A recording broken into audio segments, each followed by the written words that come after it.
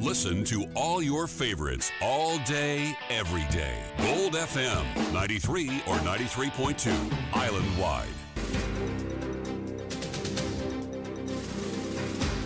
Good afternoon. I'm Avinindra Som and you're listening to the news in detail on Gold FM.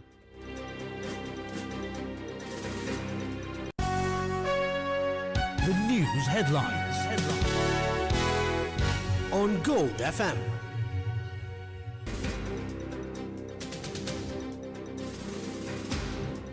Asia Broadcasting Corporation hailed as the year's most influential media network at Global Recognition Awards. Reuters and Forbes report on Hiru's excellence too. Tensions rise during protest in front of the residence of the Treasury Secretary. Former President Sirisena arrives at the Bribery Commission.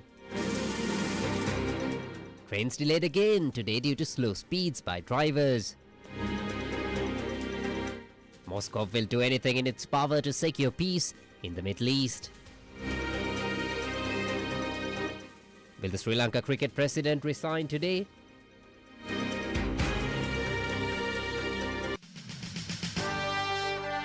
The top story on Gold FM.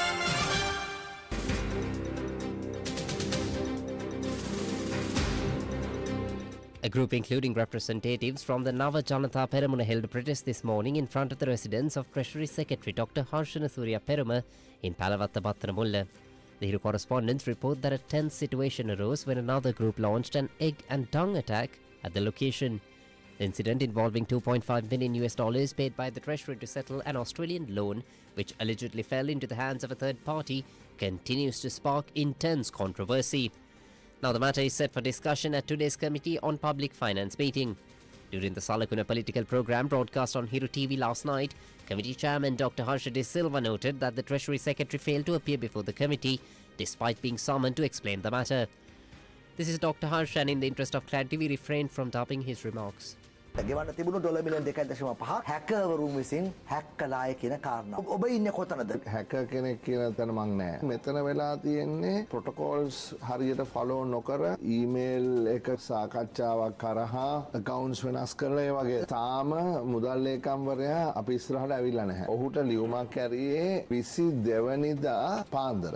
ඕපදූපයක් හැටියට තමයි මේක ඉස්සලම මටත් ඇහුනේ. ආණ්ඩු පක්ෂයේ ප්‍රධානියෙක්ට රෑ කතා කරා. ඊට පස්සේ මම මේක ට්‍රෙෂරියෙන් කන්ෆර්ම් කරනවා. 9 විතර වෙනකොට අපි මේ ලියුම අරිනවා මුදල් ලේකම්. 10ට 10 මාට විතර තමයි ෆ්‍රී ලෝයර්ස් ලගේ මේ ලියුම සමාජ මාධ්‍යයෙන් අපි දකින්නේ. හරි ඊට පස්සේ මම පාර්ලිමේන්තුවට කිව්වා මට පාර්ලිමේන්තුවේ ඉඳලා මේ ස්ටේට්මන්ට් එක දෙන්න ඕනේ. පාර්ලිමේන්තුව මට ඒක කරන්න දුන්නේ නැහැ. අනේ මෙච්චර දෙයක් මේ කරගන්න බැරි නම් ආණ්ඩුවක් කරන්න තරම් මේ කට්ටියට කොන්ෆිඩන්ස් එකක් නැහැ. අපි බලාපොරොත්තු වෙනවා මුදල් ලේකම්ව කමිටුවට කැඳවන්න. In this context, the Free Lawyers Organisation submitted a questionnaire containing 16 points to the Committee of Public Finance. The organisation questions why Central Bank Governor Dr. Nandalal Veerasinghe is not attending today's meeting and the reasons for his departure abroad. They further ask why neither the government nor the Central Bank Media Unit answers journalists regarding this theft, despite frequently warning the public about hackers and scams. The questionnaire also asks if the committee will take action under parliamentary privileges if Dr. Harshana Surya Peruma fails to appear today. Additionally, the Free Lawyers Organisation seeks to know if the committee will recommend to the President the temporary removal of the Secretary from his post.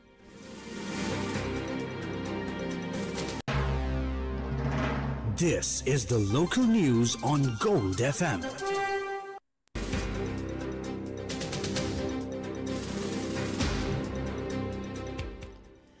Former President Maithripala Sirisena arrived at the Commission to investigate allegations of bribery or corruption today to provide a statement. According to a Hiru correspondent, he reached the premises around 9:30 am. The former president attended the Commission following a summons issued regarding an ongoing investigation. 34 people sustained injuries this morning when a private bus transporting children from the Ranikadu area to schools in Bhagavantalava town crashed. The victims were rushed to the hospital following the incident, which occurred early in the morning.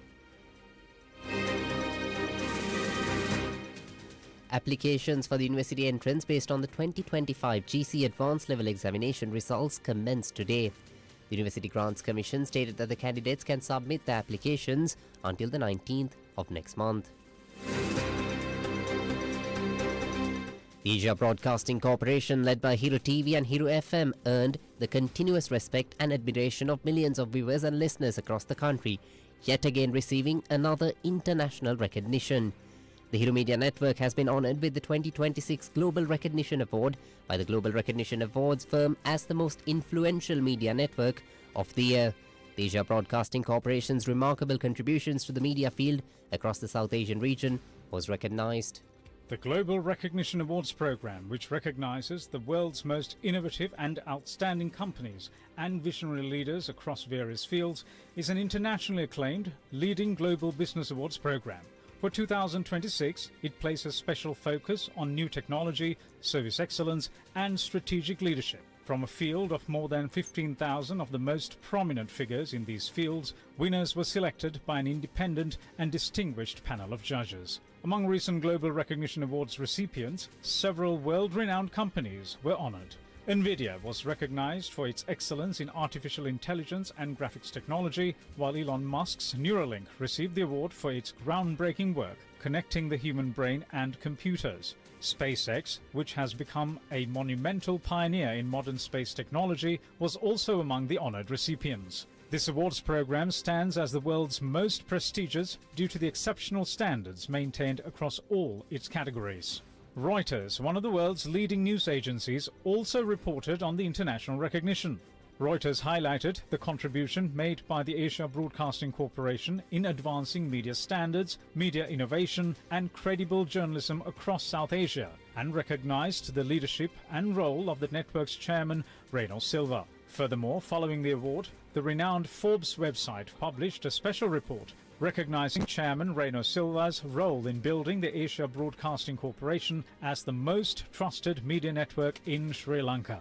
For nearly 3 decades, Reno Silva has built Sri Lanka's largest private media network, not through inheritance or monopoly, but through strategic thinking, modern technology, and the unwavering ability to move forward in the face of every challenge. The Hero Media Network now affirms its international excellence, having time and again confirmed the standards it has demonstrated at award ceremonies across the country. The Asia Broadcasting Corporation's consistent pursuit of technological innovation was also a key factor that drew attention at this year's Global Recognition Awards. Commenting on the awards, Alex Sterling, spokesperson for the Global Recognition Awards, said, "The recognition of the Asia Broadcasting Corporation through the 2026 Global Recognition Award is the result of what can be achieved when a media organization is fully committed to continuously pursuing quality, public service, and excellence across every dimension." He further noted that the Asia Broadcasting Corporation provides a clear example of what can be accomplished in broadcasting leadership when driven by strategic clarity and genuine accountability to the public. Throughout its journey, engaged in a people-centered media mission, the Hero Media Network has been recognized time and again for both its popularity and its excellence. Today, marking a proud milestone, this international recognition comes to us because of your loyal support, the trust you, our viewers and listeners have always placed in us. To the millions of viewers and listeners who continue to place their unwavering trust in Hero, which has elevated Sri Lanka's audio-visual media to a new dimension, Hero extends its deepest gratitude. Now for some news in brief.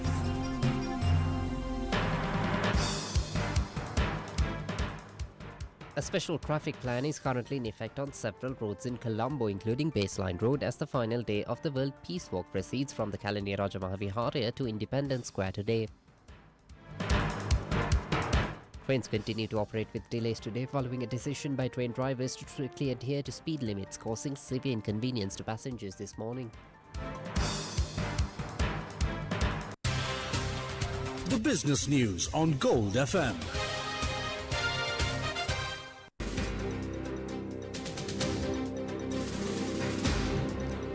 Windforce PLC secured an $18 million loan from the International Finance Corporation Fund to renewable energy expansion across Sri Lanka.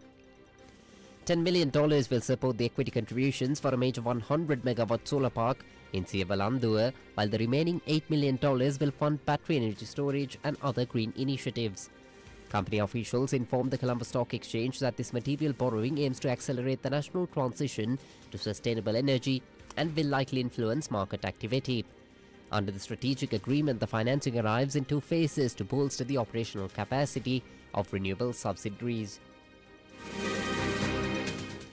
National Medicines Regulatory Authority Chairman Dr. Ananda Vijayvikrama confirmed that a fall in the value of the rupee necessitates a price increase for several drugs. With 85% of pharmaceutical supplies imported, the regulator intends to reconsider maximum price caps on 60 specific medications.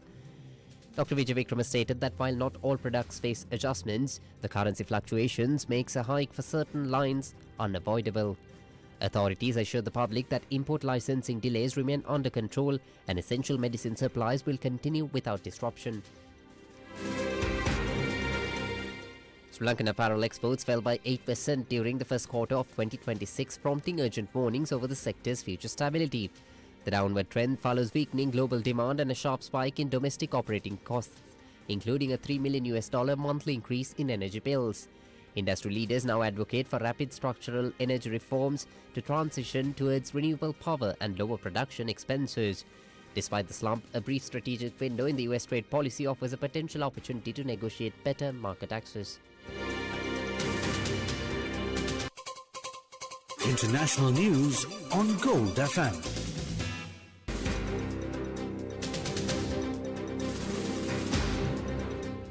Russian President Vladimir Putin said Moscow will do everything in its power to secure peace for the Middle East as he hosted the Iranian foreign minister in St. Petersburg for high-level strategic talks. The meeting follows a breakdown in direct diplomacy between Washington and Tehran after US President Donald Trump cancelled a planned diplomatic mission to Pakistan, labeling the negotiations a waste of time. While the Kremlin acts as a mediator to end the ongoing war, American media reports suggest President Trump remains deeply dissatisfied with the new Iranian proposal to postpone discussions on its nuclear program in exchange for reopening the Strait of Hormuz. In Lebanon, a fragile ceasefire remains in name only as the death toll since the start of the conflict rises to over 2,500 people. The Lebanese Health Ministry reports that 14 people, including 2 children, died in Israeli strikes on Sunday alone. The Israeli military states that it is acting to neutralize immediate threats from Hezbollah, claiming its forces killed 3 members of the group in southern Lebanon during recent operations. Hezbollah has retaliated with drone attacks, with the latest strike reportedly wounding 2 Israeli soldiers today. The maritime crisis in the Strait of Hormuz continues to escalate as satellite imagery confirms Iran is holding 2 seized commercial vessels off Hormuz Island. The US military confirms to enforce a strict blockade, recently intercepting an Iranian-flagged tanker to prevent it from reaching port.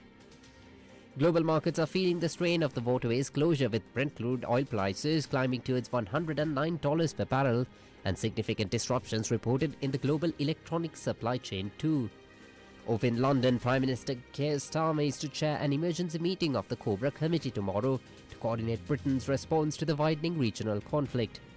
The Prime Minister told reporters that he is committed to ensuring the United Kingdom is not dragged into a war that does not serve national interests. Meanwhile, the United Nations Security Council remains deadlocked, failing to take action on the maritime blockade that has left thousands of seafarers stranded and vulnerable economies facing rising fuel costs. Entertainment news on Gold FM.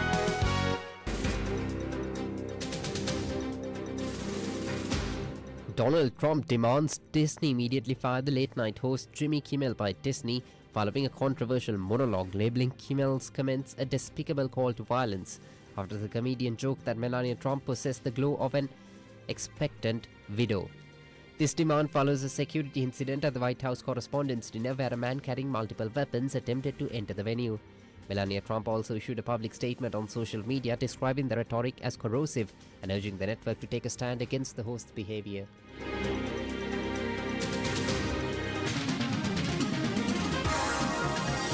Sports news on Gold FM.